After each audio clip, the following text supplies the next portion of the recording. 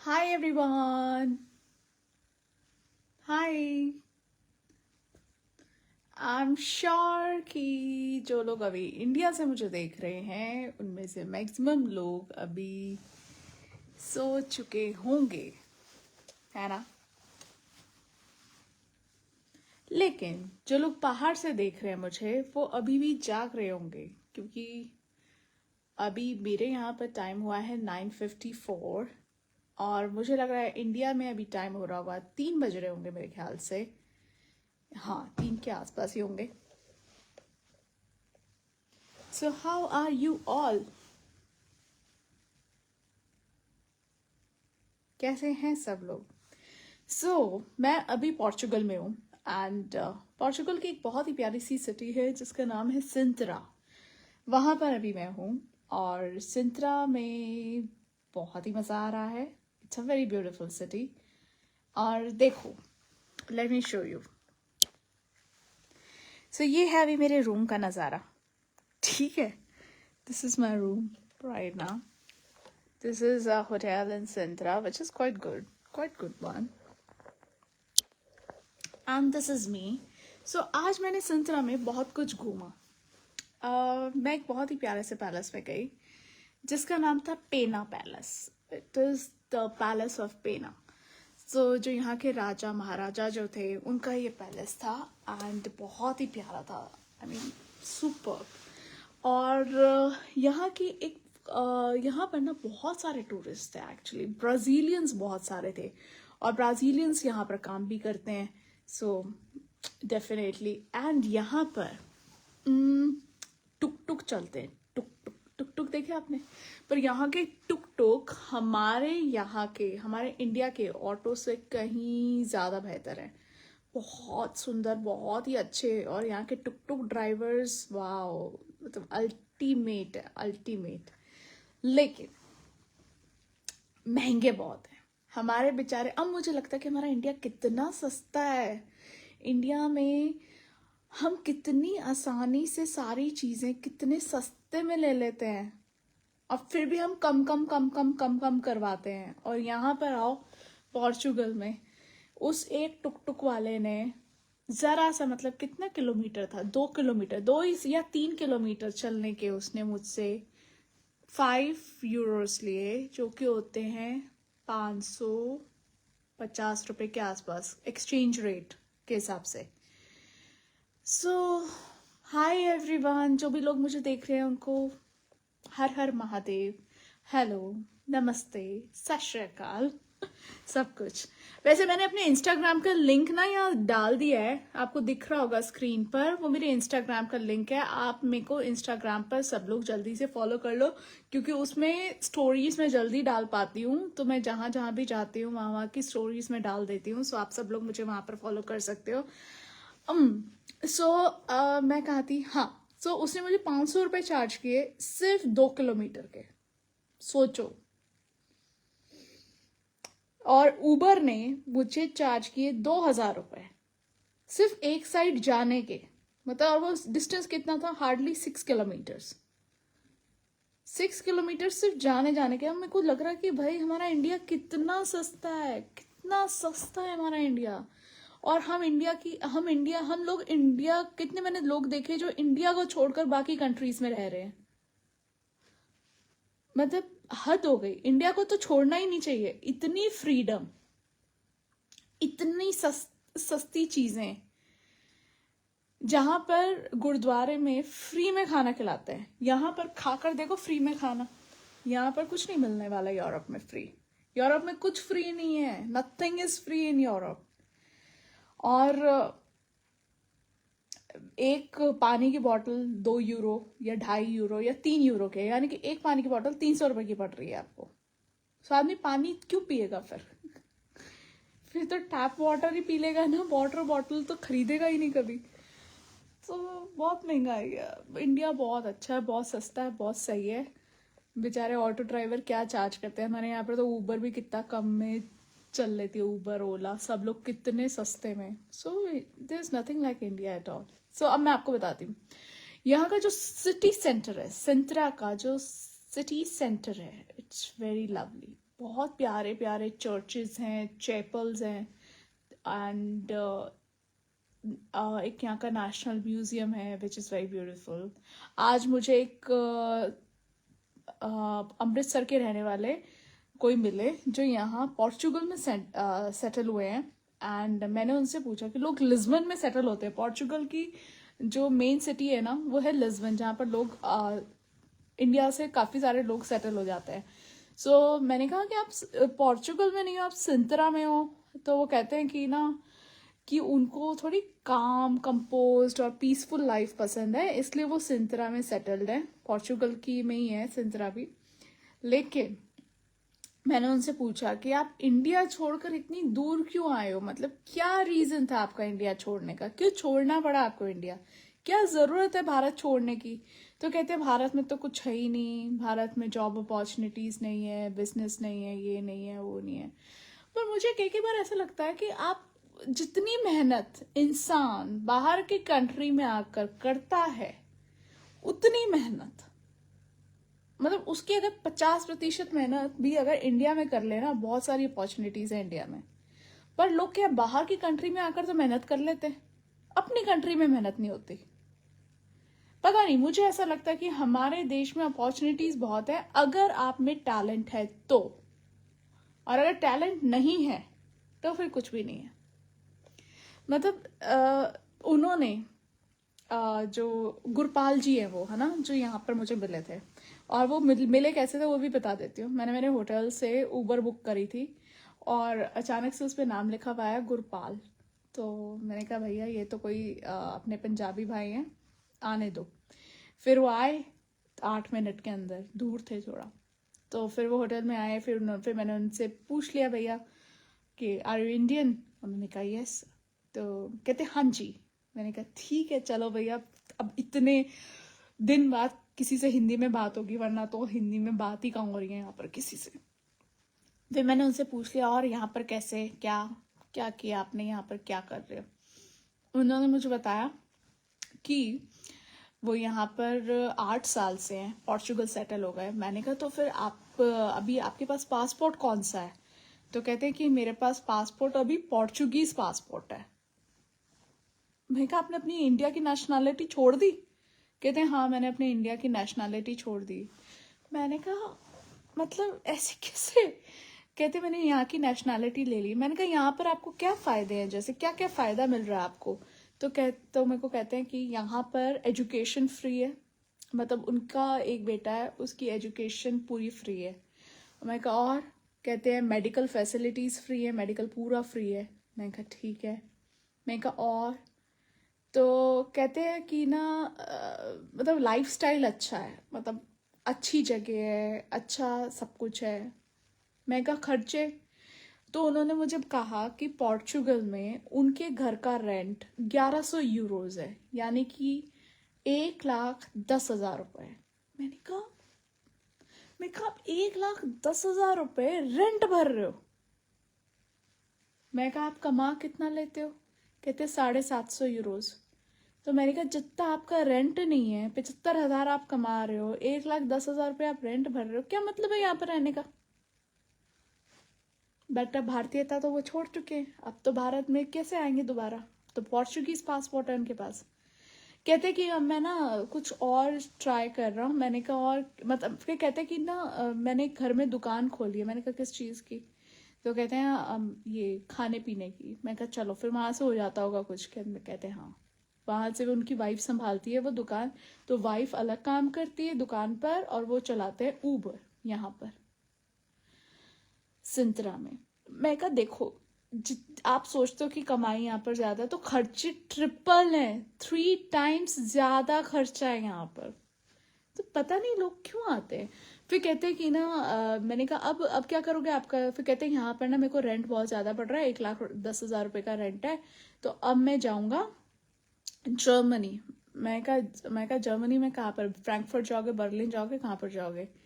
तो कहते हैं कि ना मैं जाऊंगा हैम्बर्ग नाम की कोई उन्होंने जगह बताई है। मैं कहा वहां पर ऐसा क्या है, मैं तो कभी हैम्बर्ग का उतना ज्यादा नाम सुना नहीं था। तो मुझे कहते हैं कि ना हैम्बर्ग में रेंट सस्ता है, मतलब मकानों का। मतलब सोचो, मुझे एक बात समझ में नहीं आई, भारत में अगर कोई इतनी मेहनत करे ना जितनी यहाँ पराये देश में आकर करते हैं, तो आपका खुद का घर हो जाएगा। पर नहीं, पराये देश में जाएंगे, पराये देश में हमारा इंडिया का टैलेंट भागता है, फिर वहां पर उतनी मेहनत भी नहीं करते, फिर वहां पर मेहनत करते हैं बैठकर, और फिर उतने पैसे भी नहीं मिलते और खर्चे डबल है। पर पता नहीं क्यों। Thank you so much saying Nahid, thank you Nahid, thank you. So मेरा, आपको क्या लगता है, मतलब सॉरी, आप, मुझे पता है कुछ लोग मुझे रात को देख रहे हैं, काफी रात हो चुकी होगी, बट कोई बात नहीं। मेरा अभी यहाँ पर अभी सोने का मन नहीं था, अभी 10 बजे यहाँ पर, और यहाँ पर सिंतरा के अंदर लोगों ने सारे रेस्टोरेंट्स, हमारे यहाँ पर रेस्टोरेंट 6 बजे खुलते हैं, यहाँ पर 6 बजे बंद हो रहे थे। मैंने कहा ये क्या हो रहा है, मैंने उससे पूछा, मैंने कहा उबर तो मिल जाएगी ना शाम के 6 बजे, या नहीं मिलेगी, या वो भी नहीं मिलेगी। तो ऐसा हो रहा था। सो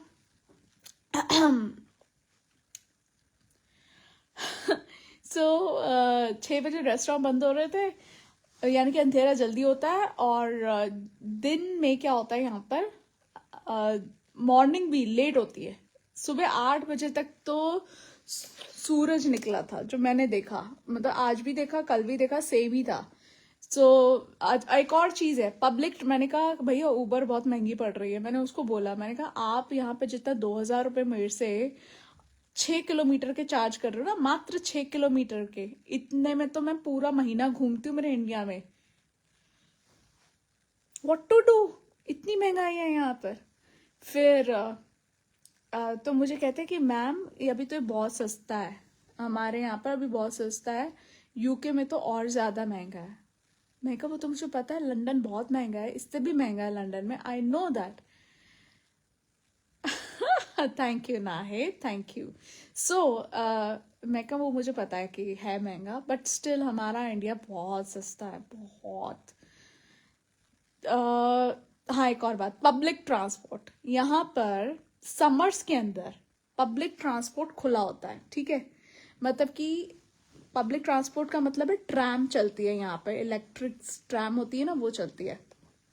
तो इलेक्ट्रिक ट्रैम खुली रहती है समर्स के अंदर, और विंटर्स में बंद हो जाती है। सो विंटर्स में यहाँ पे इलेक्ट्रिक ट्रैम नहीं चलती है, विंटर्स में चलती है ट्रेन और चलती है बस। लेकिन बस जो है, कुछ बसेस 1 घंटे में सिर्फ एक बार आती है।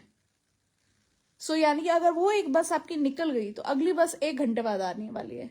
तो आपको एक डेस्टिनेशन से दूसरी डेस्टिनेशन पहुंचने में 2-3 बसेस आप चेंज करोगे तो मिनिमम 1.5 घंटा, और मैक्सिमम अगर कोई बस लेट हो गई या आपसे छूट गई तो आपके 3 घंटे चले गए। तो अब कोई 6 किलोमीटर के लिए कोई हमारे जैसा टूरिस्ट 3 घंटा वेट करेगा क्या? नहीं करेगा ना, नहीं कर सकता। तो उसको क्या करना पड़ेगा, उसको ऊबर बुक करनी पड़ेगी। और ऊबर कितने लेगी? 6 किलोमीटर के 2,000 रुपये। ये कहानी है भैया आज की सिंतरा की, यानी कि पोर्चुगल की।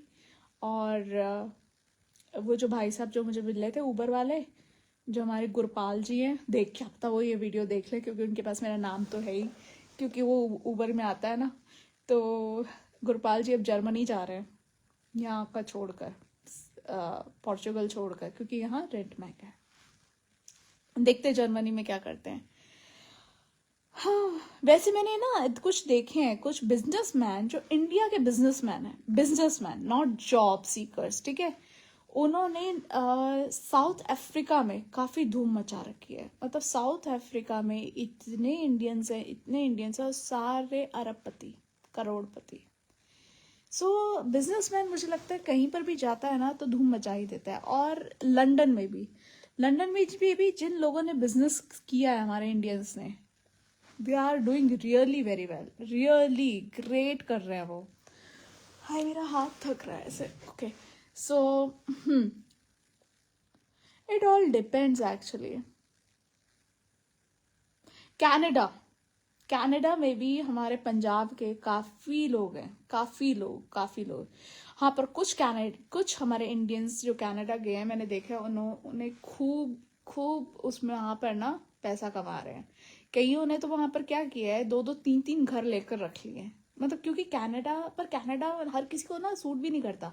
एक्चुअली कनाडा में पड़ती है बर्फ, स्नोफॉल होता रहता है, और जो मुझे लगता है 12 महीने वहां पर स्नोफॉल होता है। और क्योंकि मैंने हमेशा वहां पर जितने भी घर देखे हैं ना, सबके सब स्नो से ढके हुए होते हैं।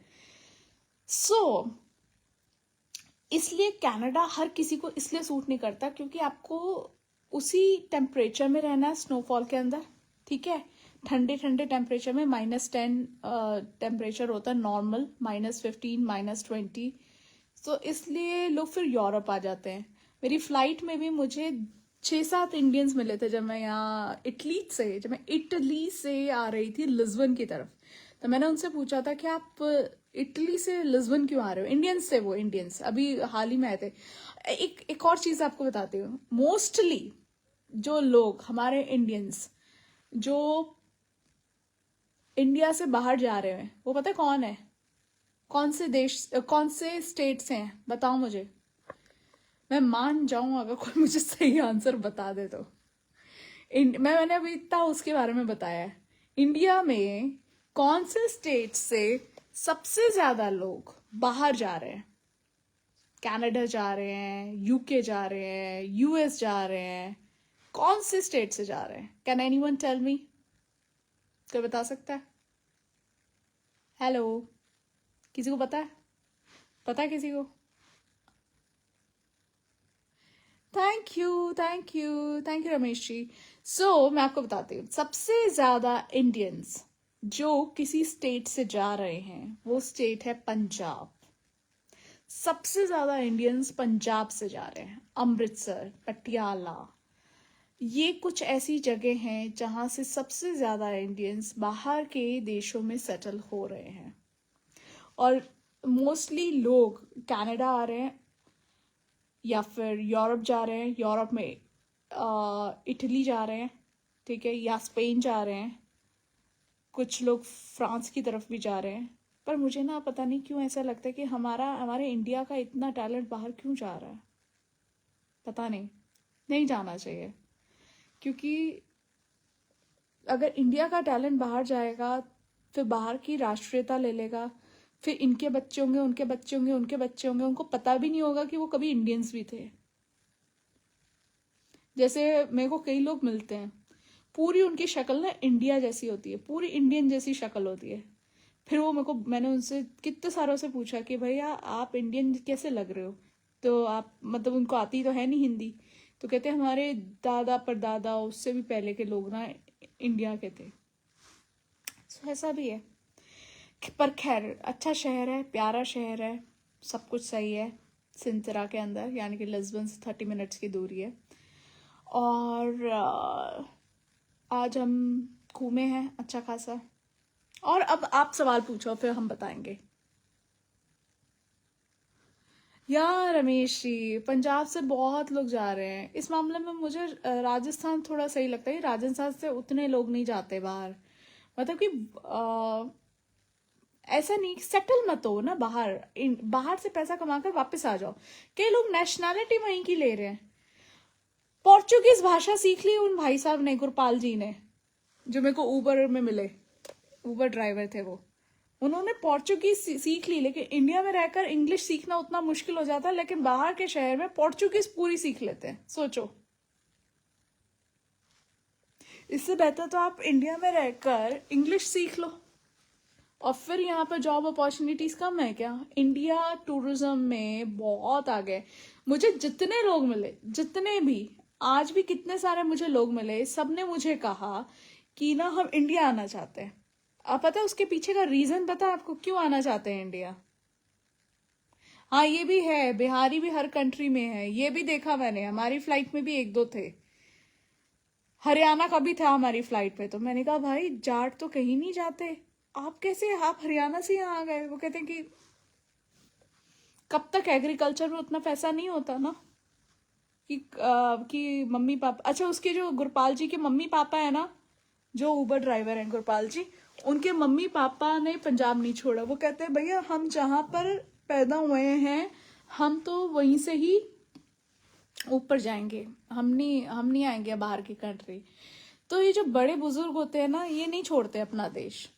बाकी नई जनरेशन तो चाहे छोड़ दे तो छोड़ दे, पर बड़े बुजुर्ग नहीं छोड़ते कभी। ये देखो, अपने देश से जिसको प्यार है ना, वो नहीं छोड़ेगा इतनी आसानी से अपना देश। ये प्यार अंदर से होता है, ये किसी के कहने से नहीं होता। एक्चुअली ये भारतीयता होती है, ये भारतीयता अंदर से आती है। That's what I feel. बाकी पैसा हमारे देश में बहुत है। Most wealthiest man of the world lives in our country. मतलब दुनिया का सबसे अमीर आदमी हमारी कंट्री में रहता है। कितने फख्र की बात है ये। सबसे महंगा घर दुनिया का हमारी कंट्री में है, एंटिला। और दुनिया का one of the 7th wonder of the world, Taj Mahal, हमारी कंट्री में, आगरा में। मतलब कितनी ऐसी चीजें हैं। और हम बाहर सोचते हैं कि बाहर अच्छा है, बाहर अच्छा है। मैं तो कहती हूँ ये जो बाहर के टूरिस्ट आ रहे हैं ना, ये हमें यूरोप, ये जब हम यूरोप जाते हैं ये हमें लूटते हैं। 200 यूरो इनके साथ भी वैसा ही किया करो। मतलब ये जब इंडिया आते हैं ना, यहाँ पर इनका जो पेना पैलेस है ना, जहां मैं गई, उसकी टिकट इन्होंने रखी हुई 14 यूरो। यानी कि आप मान लो एक्सचेंज रेट यहाँ पर इन्होंने मेरे को दिया 103 रुपीज का। तो 14 इंटू 103 कर लो, अप्रॉक्स 1500 रुपए मान लो आप, ठीक है। 1500 रुपए की इन्होंने एक टिकट रखी हुई है, इनके पेना पैलेस की। फोर्ट है वो, फोर्ट, ठीक है। 1500 रुपए की एक टिकट। और हमारा ताजमहल ये इतने सस्ते में कैसे घूम लेते हैं। इनसे भी 1500 रुपए चार्ज करने चाहिए। गवर्नमेंट ध्यान नहीं देती। इनसे भी चार्ज करो ना। हम क्यों इन्हें 50-100 रुपए की टिकट में ताजमहल घूमने दें। ये बाहर से आते हैं, हाँ, और इतने सस्ते में इंडिया घूम कर चले जाते हैं, जबकि हमारा इंडिया इतना डाइवर्स कंट्री है, इतना यूनिक कंट्री है। और ये यूरोपियंस इतने सस्ते में घूम रहे हैं हमारे इंडिया को। और हमें जब इनका देश घूमना होता है तो ये हमें ट्रैवल में इतना ज्यादा लूटते हैं। यहाँ पर अगर आप मतलब होटल के, अगर आप एक हॉस्टल होता है ना, जैसे बैकपैकर्स जो होते हैं, जो घूमने आते हैं या जो ज्यादा पैसा नहीं खर्च करना चाहते और सोचते हैं कि भैया हॉस्टल में रह लेते हैं। देखो मैं तो अभी होटल में हूँ, मैं हॉस्टल में नहीं हूँ। लेकिन जो हॉस्टल में रहना चाहते हैं, तो एक हॉस्टल में एक क्या होता है, 6 लोग एक कमरे में रहते हैं, ठीक है। तो वो जो 6 लोग एक कमरे में रहते हैं ना, उसका भी ऐसे 24 आवर्स रिसेप्शन होता है, सब कुछ होता है। तो उसमें भी मैंने अभी देखा 40 यूरो का मतलब होता है 4000 रुपए। सो 4000 रुपए एक जने से एक दिन का एक पलंग का रेंट है। समझ रहे हो आप। टूरिस्ट से 4000 रुपए एक दिन का। आपको सिर्फ एक बेड मिलेगा, उसके नीचे हो सकता है आपको नीचे का बेड ना भी दे, हो सकता है ऊपर के 2 ऐसे होते हैं ना, बंक बेड होते हैं, तो हो सकता है आपको ऊपर का बेड मिले। तो आप दिन रात ऊपर नीचे ही करते रहोगे। तो आप सोचो 4000 रुपए, 4000 रुपए मात्र 6x4 की स्पेस का बेड का ये आप हमसे चार्ज कर रहे हैं। कितना ज्यादा लूट रहे हैं, मतलब यूरोप हमें, इंडिया को, इंडियंस को, मतलब सारे टूरिस्ट को। और हम क्यों इनको सस्ते में इतना। हमारे यहाँ पे 4000 में बंदा एक अच्छे ब्रांड के होटल के अंदर रह सकता है इंडिया के अंदर। जैसे कि मैं आपको ब्रांड्स बता देती हूँ, जिसमें आपको 4000 में बहुत अच्छा रूम मिलता है इंडिया में। हिल्टन जो होता है ना, उसमें 4000 में बड़ा अच्छा रूम मिल जाएगा। लेमन ट्री उसमें मिल जाएगा। देन जब डील्स चल रही होती हैं तो हयात में मिल जाता है। और मतलब ऑफ सीजन में मैरियट में भी आपको 4-5 हजार रुपए में मिल जाएगा। देन जितने भी 4 स्टार जितने भी होटल्स हैं, सब 4000 रुपए में इंक्लूडिंग ब्रेकफास्ट मिल जाते हैं इंडिया के अंदर। और यूरोप के अंदर 4000 रुपए में अगर एक कोई टूरिस्ट आता है, तो पोर्चुगल जैसी कंट्री में, पोर्चुगल में आपको सिर्फ 6x4 का एक बेड मिलता है, उसमें ब्रेकफास्ट भी इंक्लूडेड नहीं होता है। सो ये है कहानी। मेरे को लगता है हमारी जो इकोनॉमी है वो इसलिए भी ग्रो नहीं कर पा रही है, क्योंकि हम टूरिज्म पर उतना ज्यादा ध्यान नहीं दे रहे। मतलब टूरिस्ट, हमारे यहाँ पर टूरिस्ट आना चाहते हैं, हम उनसे बहुत ज्यादा चार्ज करना चाहिए, तभी हम आगे बढ़ पाएंगे। सो है ये। ये कहानी है जो मेरी अंडरस्टैंडिंग है, मतलब मैं आपको अपनी बातें बता रही हूँ कि मैं क्या सोचती हूँ कि हमारा इंडिया कैसे आगे बढ़ सकता है, और हमारे पॉलिटिशियंस ध्यान ही नहीं दे रहे इसमें बिल्कुल भी। डोंट नो, पता नहीं क्या सोच कर बैठे हैं, पता नहीं टूरिज्म मिनिस्टर को कोई आइडियाज नहीं देता ये वाले, वरना तो इंडिया टूरिज्म से इतना कमा ले कि पूछो मत। हमारा कश्मीर इतना सुंदर, स्विट्जरलैंड भी फेल है कश्मीर के आगे। ये तो क्या है, ये कुछ भी नहीं है पोर्चुगल जितना तो सुंदर कश्मीर है हमारा। तभी तो, अरे हाँ एग्जैक्टली राकेश जी, ओयो तो बहुत ही, ओयो तो मैं कह रही हूँ, ओयो जैसा तो यूरोप में कुछ होता ही नहीं है। ओयो जैसा यूरोप में कुछ भी नहीं है। ओयो का तो पहले बात तो ब्रांड ही नहीं है यहाँ पर, और यहाँ पर कुछ नहीं मिलने वाला, कुछ भी नहीं। एक ब्रेड होती है ना, एक ब्रेड, यहाँ पर मैंने देखा अभी मैं जब मैं सिंतरस का जो मेन वो है ना सिटी सेंटर वहां थी, तो मैंने सोचा चलो एक बार पढ़ लेती हूँ कि क्या क्या कितने कितने का है यहाँ पर। तो हमारे यहाँ पर जो एक 30 रुपए की है ना पेप्सी, यहाँ पर अपने यहाँ पर 30 या 35 या 40 रुपए की है ज्यादा से ज्यादा, वो छोटी वाली 500 मिलीलीटर की बॉटल जो होती है, इतने की है ना, 40 की होगी है ना, 40-45 की। यहाँ पर वही पेप्सी की बॉटल 250 रुपए की है। तो फर्क तो वैसे ही आ गया, कितना फर्क आ गया। पानी 300 रुपए में दे रहे हैं, पेप्सी 250 रुपए में दे रहे हैं।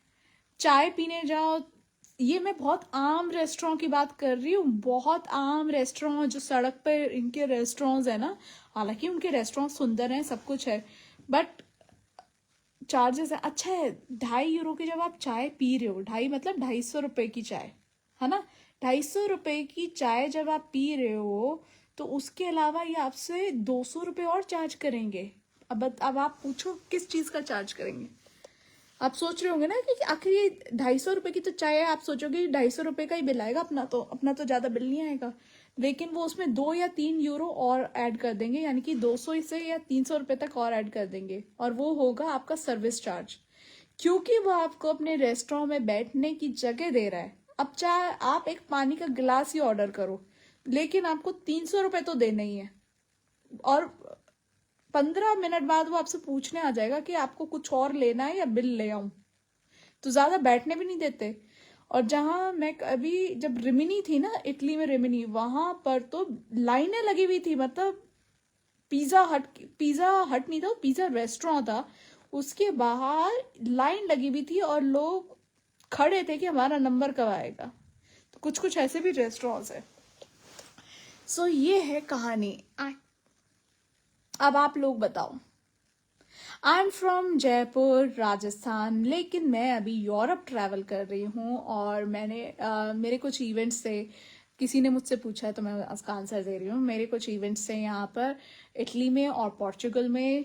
इटली में मेरे इवेंट्स थे रिमिनी में, पोर्चुगल में थे लिस्बन में, दोनों जगह खत्म हो चुके हैं। तो अब मैंने सोचा कि मैं थोड़ा इस टाइम का उपयोग कर लेती हूँ, अब इतनी दूर आई हूँ मैं, वापस तो मतलब पता नहीं कब आना होगा, देखो।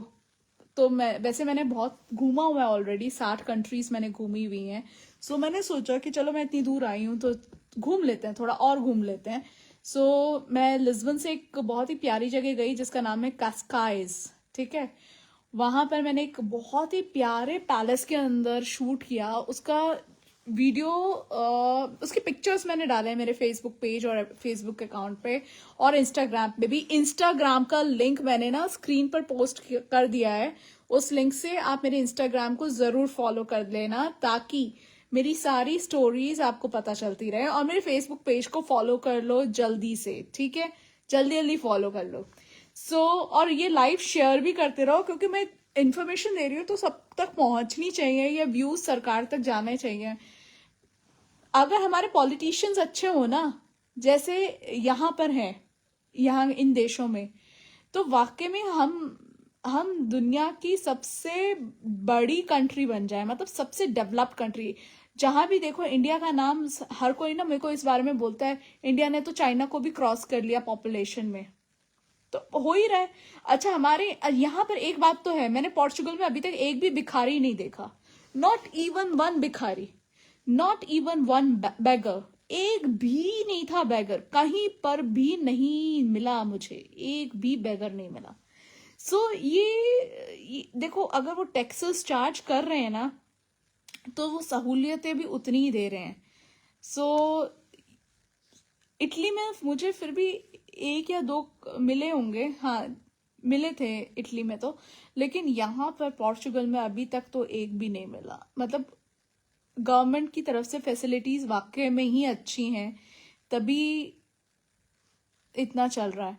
और हाँ, इटली में उन्होंने मुझे बताया था, मेरी जब दो लड़कियों से बात हो रही थी, उन्होंने मुझे बताया था कि उनकी एवरेज सैलरी यहाँ पर 1500 यूरोज है, यानी कि 1.5 लाख रुपए। सो 1.5 लाख रुपए उनकी एवरेज सैलरी है। और उन्होंने ये भी, मतलब आफ्टर डिडक्टिंग द टैक्सेस, मतलब जब टैक्स आपका पूरा डिडक्ट हो जाता है ना, उसके बाद उनको 1.5 लाख रुपए इन हैंड मिलते हैं। और वो लड़की पता है कौन थी? वो लड़की थी वेट्रेस। मतलब वेटर्स होते हैं ना जो रेस्टोरेंट में काम करते हैं, और रेस्टोरेंट उनका मतलब उसमें भी शिफ्ट चलती है। ऐसा नहीं है कि एक ही बंदा सुबह से लेकर रात तक काम करेगा। 8 घंटे की शिफ्ट होती होगी या 6 घंटे की शिफ्ट होती है। मंडे टू फ्राइडे होता है काम, और सैटरडे संडे मोस्टली इनका ऑफ रहता है। मतलब डिपेंड करता है, 2 दिन हफ्ते में ये ऑफ देते हैं इटली में। इटली का तो उन्होंने मुझे ये बताया था। वैसे हर यूरोपियन कंट्रीज में 6 दिन या 5 दिन मतलब वर्क डेज होते हैं, 1 या 2 दिन ऑफ मिलता ही मिलता है। वैसे तो मोस्टली जो एम्प्लॉयमेंट रूल्स हैं उसमें 2 दिन ऑफ होता ही होता है इनका। तो उसने कहा था कि टैक्सेस जो हैं इनके, वो सैलरी के 60%, 60% टैक्स गवर्नमेंट चार्ज करती है। लेकिन उसी हिसाब से सैलरीज भी उतनी ही ज्यादा है।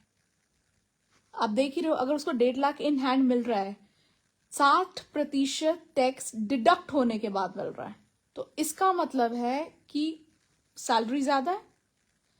और इसी हिसाब से गवर्नमेंट इनको हर चीज भी प्रोवाइड करती है। अब अगर इनके बच्चे हो जाएं, है ना, शादी हो जाए, बच्चे हो जाएं, तो बच्चों का सारा खर्चा गवर्नमेंट देगी, मेडिकल का सारा खर्चा गवर्नमेंट देगी, इंश्योरेंस इनका गवर्नमेंट देगी। ओल्ड एज होम, मान लो ये ओल्ड हो जाते हैं, इनको ये चिंता नहीं है कि भाई इनको अगर इनका इंश्योरेंस नहीं है ना, तो इनको ये चिंता नहीं है कि गवर्नमेंट इनकी हेल्प नहीं करेगी। ओल्ड हो जाएंगे तो ओल्ड एज होम भी है इनके लिए, वो भी गवर्नमेंट ने बहुत अच्छी फैसिलिटीज के साथ ही उपलब्ध करवाते हैं।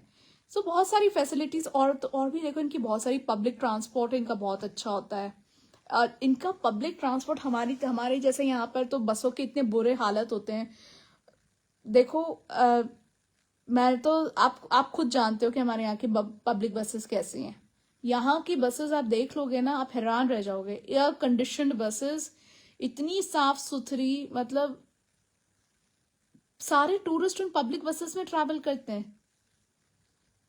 और पब्लिक बसेस इसमें, जैसे यहाँ पर एक कार्ड होता है, वो 6.5 यूरो का आता है, 650 रुपए का होता है। तो उस 650 रुपए के कार्ड में आप एक दिन में 24 घंटे ट्रेन से यात्रा कर सकते हो, है ना। ट्रेन से, बस से, ट्राम से। तो उसमें ऐसी कोई 3 चीजें आपको इंक्लूड करनी होती है जिससे आप यात्रा करना चाहते हो। और एक कार्ड होता है 1100 रुपए का।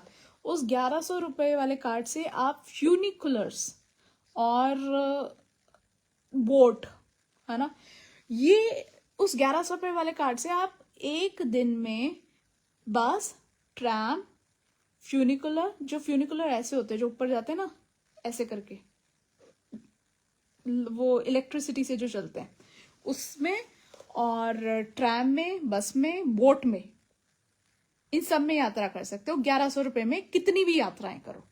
तो इनका ट्रांसपोर्ट सिस्टम बहुत अच्छा है, मतलब बहुत ही अच्छा है वाकई में। बस ये, पर इनकी एक और बात पता है अच्छी क्या है, सबसे अच्छी? Thank you so much, thank you Zaba. So इनकी एक और बात जो सबसे अच्छी है वो ये है, ये अपनी लैंग्वेज को ना, बहुत यूरोपियंस जो होते हैं इनके लिए इनकी खुद की भाषा बहुत इंपॉर्टेंट है। इंग्लिश इनकी सेकंड लैंग्वेज है, ठीक है, पर ये उसको सेकंड लैंग्वेज का भी दर्जा नहीं देते इंग्लिश को। पोर्चुगल में पोर्चुगीज जो हैं वो पोर्चुगीज ही बोलते हैं, फालतू भाषा पर ध्यान ही नहीं देते। मतलब इनको अपनी भाषा से इतना प्यार है। हमारे यहाँ पर अगर कोई हमारे यहाँ पर इंग्लिश को स्टेटस सिंबल माना जाता है, आप लोग भी जानते होंगे कि लोग सोचते हैं कि इसको इंग्लिश बोलना आता है तो ये मतलब ये हाई क्लास है, और इसको इंग्लिश बोलना नहीं आता दूसरे बंदे को तो ये लो क्लास है। लेकिन यहाँ पर यूरोप में ऐसा नहीं होता है।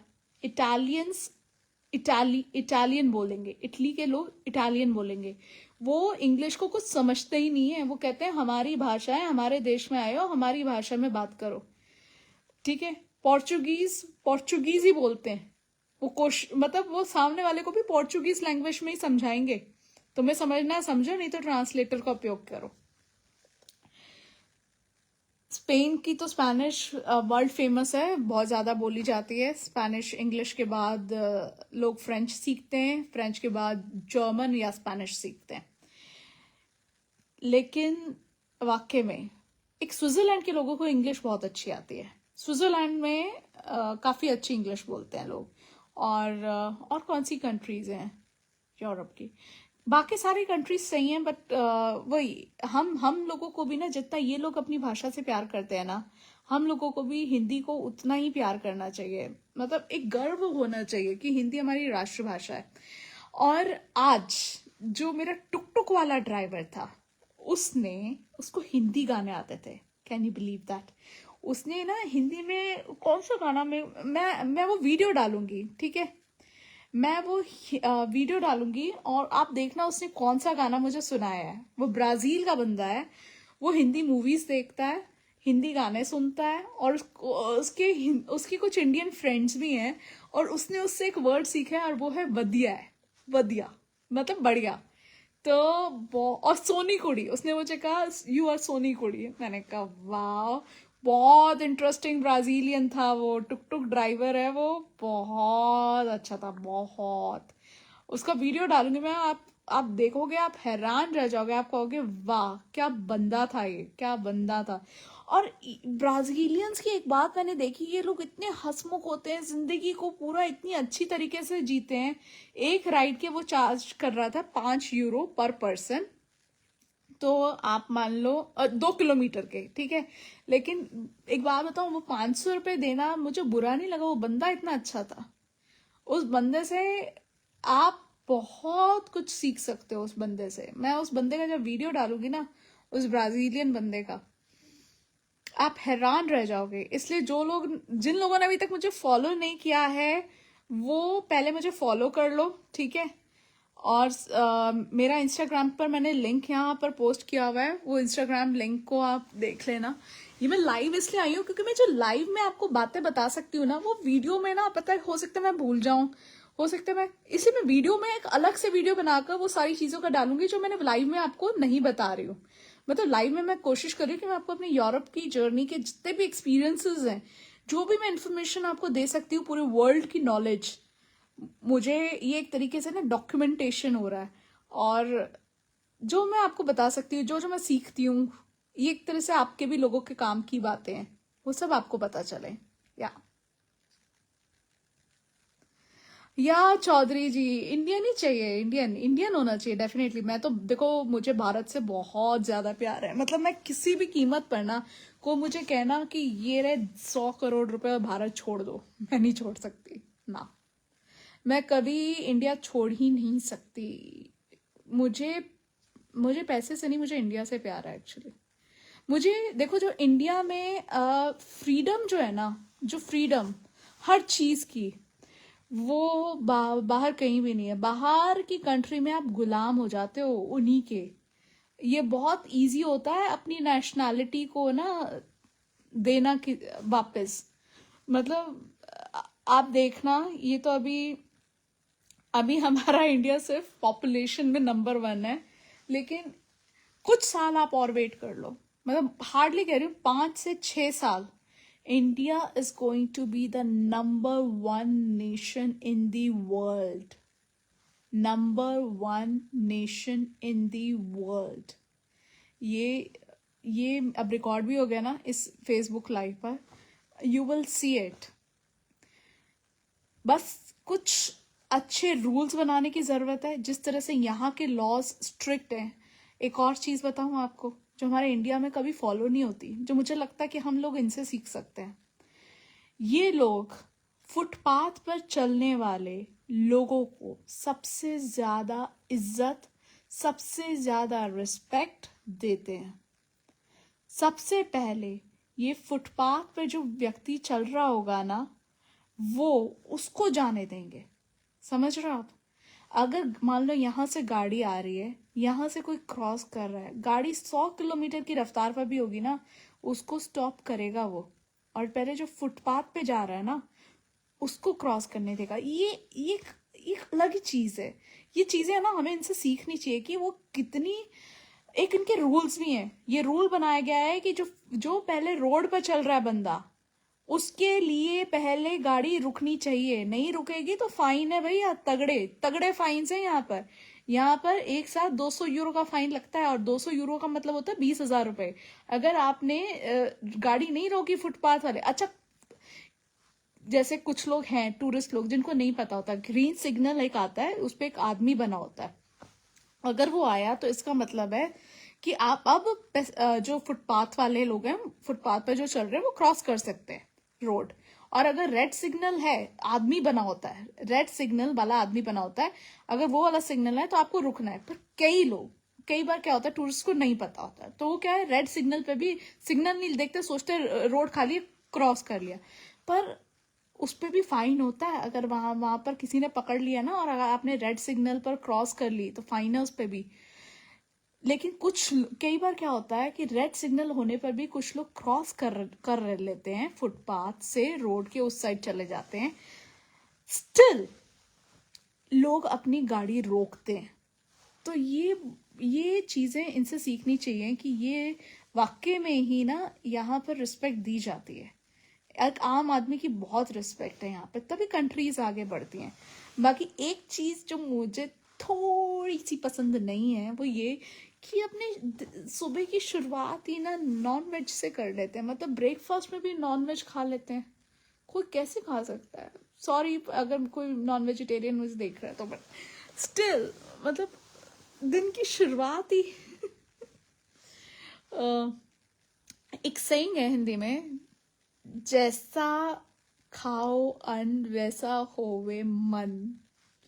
खैर हम तो इस सेइंग को बहुत फॉलो करते हैं बचपन से ही, बट हाँ। सो ये था हमारा आज का एक्सपीरियंस। बाकी देखो बातें बहुत सारी हैं, बातें मैं इतनी सारी मैं चीजें जो रोज देखती हूँ, रोज सीखती हूँ, वो तो बहुत सारी हैं। यहाँ के वेटर्स भी बहुत अच्छे होते हैं, बहुत रिस्पेक्टफुल, बहुत स्माइल से।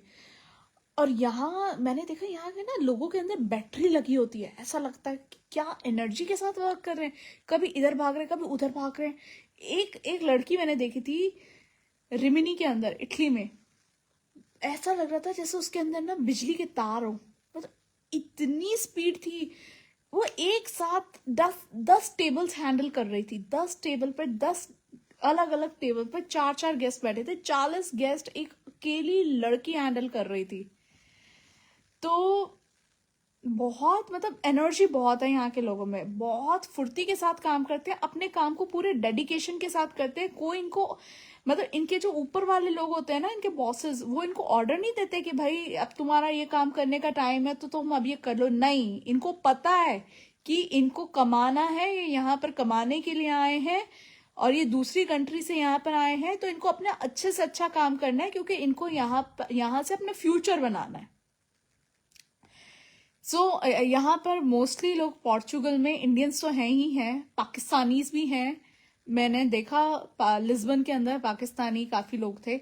इंडियंस ने एक और काम यहाँ पर आकर किया, इंडियन रेस्टोरेंट्स खोले हुए हैं ताकि हम जैसे इंडियंस जब यहाँ पर आए तो उनके रेस्टोरेंट में खाना खाएं, ताकि उनका बिजनेस चलता रहे। यहाँ पर मैंने देखा, मैं आपको कल वो वीडियो शेयर करूंगी, ठीक है? कल मैं जा रही हूँ तो मैं वो वीडियो आपको जरूर शेयर करूंगी। यहाँ समोसा था 2.5 यूरो का, यानी कि 250 रुपए का समोसा था। और अगर आप समोसे के साथ चटनी लेते हो तो उस चटनी के पैसे ये अलग से चार्ज करते हैं। Kindly note that. तो उस इंडियन ने ही रेस्टोरेंट खोला था, कल चलेंगे उसके रेस्टोरेंट में। इंडिया का उसने वहां पे छोले भटूरे भी रखे हुए हैं, तो देखते हैं कि कैसे छोले भटूरे का। लेकिन एक चीज जो इन्होंने की है, एक चीज, एक वेजिटेरियन समोसा इन्होंने रखा है और एक रखा है इन्होंने नॉन वेजिटेरियन समोसा पोर्चुगल में। नॉन वेजिटेरियन समोसे में ये नॉन वेज भी ऐड कर रहे हैं, मतलब समोसे के अंदर। आप सोचो क्या कर रहे हैं ये लोग। ये थी हमारी आज की कहानियां, हमारी आज की बातें। आई होप कि ये जो मैंने आपको थोड़ी बहुत इंफॉर्मेशन दी है ये आपकी ज़रूर काम आएगी। ये सारी प्रैक्टिकल नॉलेज है। ये नॉलेज जो है ना ये बुक्स में नहीं मिलेगी, क्योंकि ये नॉलेज साल दर साल रोज अपडेट होती है। और मेरे पास तो खैर मैं इतनी कंट्रीज घूमी हुई हूँ, इतना नॉलेज का भंडार, मतलब मेरे पास इतनी इंफॉर्मेशन है कि मैं सोचती हूँ कि मैं एक वीडियो में तो बता ही नहीं सकती। अभी मैं जैसे ही मतलब जब फिनिश करूंगी तो मुझे ऐसा लगेगा कि मैंने ये अब नहीं बताया आपको, मतलब मैं कुछ ना कुछ, मुझे ऐसा लगेगा कि शायद मैं कुछ भूल रही हूँ, मैं आपको कुछ और बता सकती थी। पर खैर मैंने आई गेस कि मैंने आज जो भी जो भी मैंने देखा, सोचा, किया और सुना वो मैंने आप सब लोगों के साथ शेयर कर दिया है। बाकी मैं जो मेरी बातचीत हुई थी गुरपाल जी के साथ, मैं उसका वीडियो आपके साथ शेयर करूंगी, वीडियो पोस्ट करूंगी, उसको देख लेना, लाइक कर देना, शेयर कर देना, फॉलो कर लेना। मैं नहीं चाहती कि हमारे पंजाब के लोग, पंजाब एक बहुत ही अच्छा स्टेट है जहाँ पर एग्रीकल्चर को बहुत ही अच्छी तरह से किया जाता है। And agriculture is the main you know occupation of the people living there. So Punjab के लोग अगर एक एक करके ऐसे जाते रहे ना बाहर, तो एक दिन ऐसा आएगा हम लोगों को, जो हम इंडिया में लोग रह रहे हैं ना ऐशो आराम से, हमें ही खेती करनी पड़ जाएगी। अगर सारे के सारे चले गए तो खेत कौन संभालेगा? फार्मर्स अगर सारे चले जाएंगे, फार्मर्स इन सबके मम्मी पापा तो अभी तक वहीं पर ही हैं, जो जो लोग यहाँ आ रहे हैं, तो अगली जनरेशन अगर फार्मर नहीं बनेगी तो फिर खेतों में काम कौन करेगा? हमें करना पड़ेगा फिर खेतों में काम। सो इसलिए ना पंजाब पर मैं तो रिक्वेस्ट है भाई, हमारे पंजाब में टैलेंट बहुत है, हर चीज में पंजाबी आगे हैं। पंजाब वाले प्लीज पंजाब में रहकर पंजाब का नाम रोशन करें, इंडिया का नाम रोशन करें। और गवर्नमेंट से भी मैं तो रिक्वेस्ट करना चाहती हूँ कि गवर्नमेंट से बहुत ज्यादा रिक्वेस्ट है कि वो, मैं देख पा रही हूँ कि पंजाब से काफी लोग माइग्रेट हो रहे हैं, इंडिया से जा रहे हैं और बाहर सेटल हो रहे हैं। प्लीज मतलब उनको सपोर्ट करे, गवर्नमेंट का सपोर्ट होना बहुत ज़रूरी है। जिस तरीके से भी गवर्नमेंट अच्छी फैसिलिटीज़ दे, हर इंडियन को दे। और इंडिया, पता है इंडिया की भी ये ड्यूटी है, हर एक इंडियन की ड्यूटी बनती है कि हम जो पॉपुलेशन में जो अपना इतना आगे निकल रहे हैं ना, कीर्तिमान स्थापित कर रहे हैं, चाइना तक को पीछे छोड़ डाला हमने पॉपुलेशन के मामले में। हाँ मतलब हम कहाँ पहुंचे? पहले चाइना नंबर 1 था पॉपुलेशन में, अब हम नंबर 1 हो रहे हैं पॉपुलेशन में। मुझे तो लगता है देखो, population is directly proportional to pollution. जिस हिसाब से पॉपुलेशन बढ़ रही है उसी हिसाब से पोल्यूशन भी बढ़ रहा है। सो दोनों चीजों पर ना रोक लगाने की बहुत बहुत बहुत ज्यादा जरूरत है। एक और लास्ट पॉइंट बता देती हूँ, पोल्यूशन की बात हुई है तो, कि यहाँ पर मैंने देखा है मोस्टली लोग चाहे वो करोड़पति हो चाहे अरबपति हो, साइकिल पर ट्रैवल करते हैं। जस्ट मार्केट साइकिल पर, चाहे उनके पास करोड़ रुपए हो, लेकिन वो चलाएंगे साइकिल। और बहुत ही दूर अगर जाना है जहां पर वो साइकिल से नहीं जा पा रहे हैं, वहां पर ये लोग कार का उपयोग करते हैं। और कार भी जब ये तब चलाते हैं जब इनकी पूरी फैमिली कहीं जा रही होती है, ठीक है, लाइक साथ में बच्चे हैं, बीवी है, मम्मी पापा हैं, तो ये कार चलाते हैं, जिसे हम कहते हैं कार पूलिंग। मतलब एक साथ 4 लोग मिल गए तब कार पे ड्राइव करते हैं, क्योंकि इनको अपने देश के पोल्यूशन को कंट्रोल करना होता है, ये अपने कार्बन प्रिंट का ध्यान रखते हैं। तो ये सारी चीजें ना, बहुत सारी चीजें सीखने लायक है। इनकी ट्राम सिस्टम बहुत अच्छा है, बसेस में ज्यादा ट्रैवल करते हैं, ट्रेन्स में ज्यादा ट्रैवल करते हैं। ये चीजें अगर हम सीखेंगे ना तो डेफिनेटली हमारा इंडिया कहीं से भी ना पीछे नहीं रहेगा। बाकी तो पॉपुलेशन को कंट्रोल करना बहुत ज़रूरी है। सो प्लीज़ पॉपुलेशन कंट्रोल में रखिए एंड पोल्यूशन को भी कंट्रोल में रखिए। अपने व्हीकल्स को चेक कराते रहिए, ताकि एक बंदा अगर पोल्यूशन को कंट्रोल में रखेगा तो डेफिनेटली हमारा इंडिया बहुत अच्छा बन जाएगा। और एक और चीज़, ये लोग फिटनेस बहुत फ्रीक हैं, फिटनेस फ्रीक लोग हैं। रोज मैंने इन्हें देखा है, रोज मॉर्निंग वॉक पर निकलते हैं, रोज इवनिंग वॉक पर निकलते हैं। ये हम लोगों की तरह ना गधों की तरह काम नहीं करते। जिस तरीके से हम लोग इंडियंस ना घर पर आते हैं तो भी काम करते हैं, घर के बाहर रहते हैं तो भी काम करते हैं, और दिन रात सिर्फ काम ही काम करते हैं। यूरोपियंस की एक बात है, 5 बजे के बाद इनके सारे काम बंद हो जाते हैं। ये पूरा अपना मतलब पैक कर देते हैं, पूरे ऑफिस को बंद कर देते हैं। 5, सवा 5, 6 बजे तो लास्ट होता है। उसके बाद ना ये फोन कॉल उठाते हैं, ना ये ईमेल चेक करते हैं, ना ये कुछ करते हैं। इन्होंने अपना टाइम सेट कर रखा है, तभी इनका लाइफस्टाइल इतना अच्छा है। और उसके बाद 5 बजे के बाद ये करते हैं सिर्फ सोशलाइजिंग मतलब एक दूसरे से बात करना, फैमिली को टाइम देना, घूमने फिरने निकल जाना, कैफे पे जाना, खाना पीना खाना, इधर उधर घूमना, या वॉक पे चले जाना। अपने अपने डॉगी को ये साथ में ले लेते हैं, डॉगी घुमाते हैं। तो ये जो लाइफस्टाइल होता है ना, ये सुकून भरा लाइफस्टाइल होता है। अब ये पूरा पूरा पोर्चुगल में मैंने ये लाइफस्टाइल देखा है, पूरा पुर्तगाल इस लाइफस्टाइल को फॉलो करता है। इटली में भी सेम लाइफस्टाइल फॉलो करते हैं, स्पेन में भी यही है, माल्टा में भी यही है, मोरक्को में भी यही है। तो बहुत, ये जो मैक्सिमम जो डेवलप्ड कंट्रीज है ना, ये इस लाइफस्टाइल को फॉलो करती हैं। सो आप खुद सोचो, जब आदमी एक टाइम पर उठेगा, एक टाइम पर खाएगा, एक टाइम पर ही काम बंद कर देगा, तो जाहिर सी बात है कि अपने आप ही उसकी जिंदगी में सुधार होगा, बीमार कम पड़ेगा और खुश रहेगा। और जब अंदर से खुश होगा तो जाहिर सी बात है कि हर एक बाहरी की जो चीज है वो उसको अच्छी लगेगी, क्योंकि आंतरिक शांति होना सबसे ज्यादा जरूरी होता है। So that's it for the day, right. कोई पूछ रहा है, सौरभ पूछ रहे हैं मेरा नाम क्या है। मेरा नाम है खुशबू कपूर, मैं हूँ जयपुर राजस्थान से, और इंडिया से ही हूँ मैं, और मैं अभी पोर्चुगल में हूँ। सो इसलिए मैं अपने यूरोप की यात्रा की कहानी आपको बता रही थी। सो एंड मुझे 2000 लोग अभी लाइव देख रहे हैं, और जिन्होंने भी मुझे देखा है लाइव, वो लाइक कर ले, शेयर कर लें, एंड फॉलो भी कर लें। और मैंने मेरे इंस्टाग्राम का लिंक यहाँ पर पोस्ट किया हुआ है, तो उस लिंक पर जाकर मेरे इंस्टाग्राम अकाउंट को भी फॉलो कर लीजिएगा, क्योंकि उस पर मेरी बहुत सारी स्टोरीज, वीडियोस आते रहते हैं, जो कि आपकी लाइफ में एक बहुत ही अच्छा चेंज लाने में बहुत मदद करेंगे, right. Thank you so much for watching. I love you all, and I hope that you will all be here for me with every time. और देखने के लिए शुक्रिया। ऐसे ही प्यार करते रहिए, ऐसे ही खुश रहिए, खुशहाल रहिए, और लाइफ को एंजॉय करिए। Do good, be kind, and stay happy always. I love you all. Bye bye bye.